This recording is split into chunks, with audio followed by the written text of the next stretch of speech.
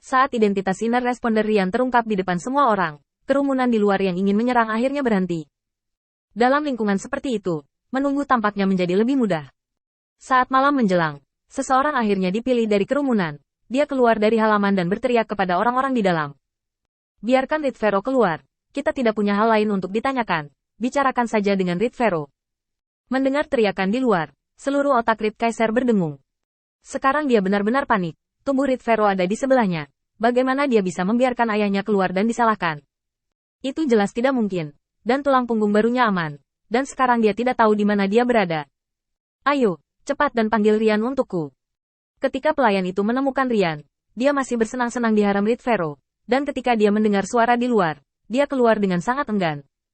Setelah merapikan pakaiannya, Rian menghela nafas panjang dan menatap dua pelayan yang datang terlambat. Tangkap istri dan selir Red Weiro di dalam. Sekarang kami ingin hidup. Kami hanya dapat menggunakan metode ini. Dan Anda seharusnya mengkonfirmasi berita itu. Sekarang Red Weiro sudah mati. Tidak mungkin muncul lagi. Sudah. Jika kamu ingin bertahan sekarang, satu-satunya cara bagimu adalah mengikutiku. Aku tahu lorong bawah tanah yang dibangun Red Pharaoh di tahun-tahun awal. Selama kamu mau setia padaku, aku bersedia membawamu pergi. Dengan saya. Tentu saja, semua orang adalah saudara. Dan saya hanya ingin mencegah beberapa orang menjadi jahat. Bahkan, itu sudah menyebar di antara para pelayan.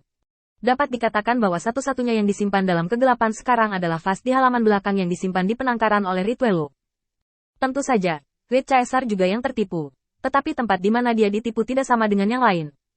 Beberapa pelayan mengangguk dengan cepat. Rian, ayo kita jalan-jalan denganmu. Bagaimanapun, semua orang mengira mereka bisa menjalani kehidupan yang baik denganmu. Dan itu sama sekarang. Rian mengangguk. Itu untuk malam ini. Dan sekarang kita perlu melakukan sesuatu untuk menenangkan orang-orang ini. Kita tidak boleh membiarkan orang-orang itu masuk. Jika tidak, mereka pasti akan menangkap kita untuk menebus kesalahan Sang Xian. Analisis Rian membuat beberapa pelayan mengangguk lagi dan lagi. Mereka juga tahu bahwa ini sangat mungkin terjadi. Semuanya berkembang secara teratur. Tetapi Qin Yichen tidak memiliki rencana untuk terus menonton. Apa yang terjadi selanjutnya tidak lebih dari pengkhianatan terus-menerus. Ini semua tentang mengambil potongan-potongan. Sebuah masih memiliki beberapa sarana di sini. Tapi sayangnya itu terlalu terbatas. Terbatas pada halaman kecil ini. Harus dikatakan bahwa, sebagai seorang pelayan, Rian dapat mengontrol tindakan dua kelompok ini, yang sudah sangat baik. Sayangnya, statusnya sebagai pelayan membatasi kemungkinannya. Itu hanya untuk mengorek kepentingan halaman. Jika wajah Qin Yichen berubah, Qin Yichen memiliki beberapa cara untuk menyelamatkan bahaya. Bagaimanapun, poin paling penting masih ada di tangan penguasa kota. Justru karena penguasa kota yang berpura-pura mengatakan kata-kata itulah hal seperti itu terjadi. Jika Qin Yichen diganti, dia pasti akan membawa semua orang keluar dari halaman dan langsung meminta maaf kepada penguasa kota.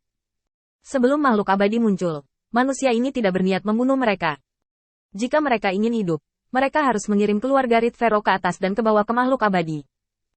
Mereka sering membiarkan orang lain mengorbankan diri mereka sendiri, dan mereka harus tahu bagaimana menyenangkan orang lain.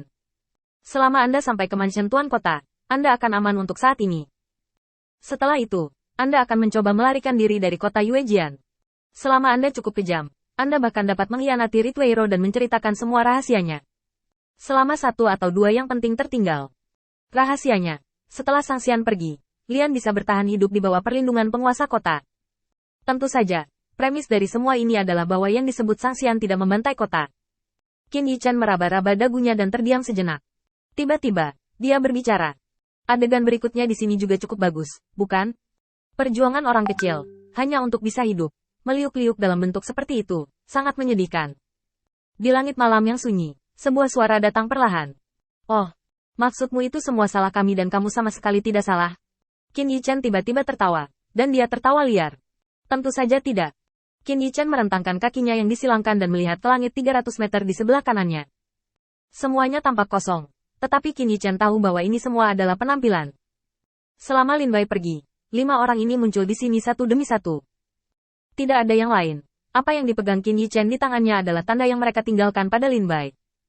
Qin Yichen tidak perlu menyembunyikannya lagi. Selama periode waktu ini, dia telah mengamatinya untuk waktu yang cukup lama. Sama seperti Lin Bai tidak menyadari kemampuan mereka, orang-orang yang mengejar ini tidak menyadarinya. Di dunia ini, semuanya diselimuti kesadaran Qin Yichen. Setiap orang yang muncul adalah kesempatan bagi Qin Yichen untuk mengeksplorasi sumber kekuatan mereka. Sekarang, Qin Yichen memiliki tebakan kasar, dan waktu berikutnya adalah memverifikasi tebakannya. Yah, bisakah kita berhenti bicara omong kosong dan lakukan saja? Qin Yichan mengangkat bahu. Dengan sedikit ketidakberdayaan di wajahnya. Orang-orang ini terlalu waspada. Jika orang pertama melakukannya, Qin Yichan akan dapat menggigit sedikit, dan dia bahkan tidak perlu memindahkan sarangnya, dan dia tidak perlu mengambil inisiatif untuk menunjukkan bahwa dia telah melihat melalui penyamaran mereka.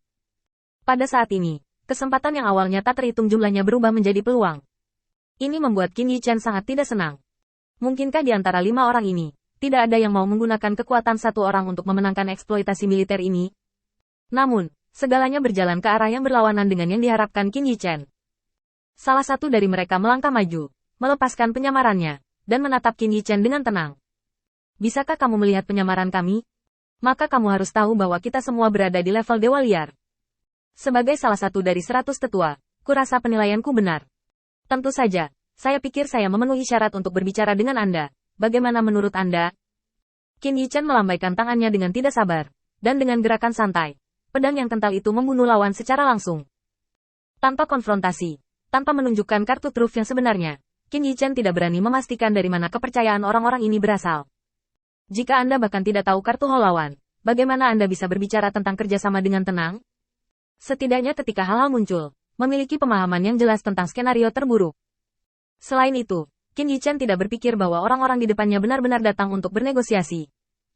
Bilahnya melesat pergi, dan dengan raungan rendah Qin Yichan, itu bahkan lebih kuat. Beri aku, mati.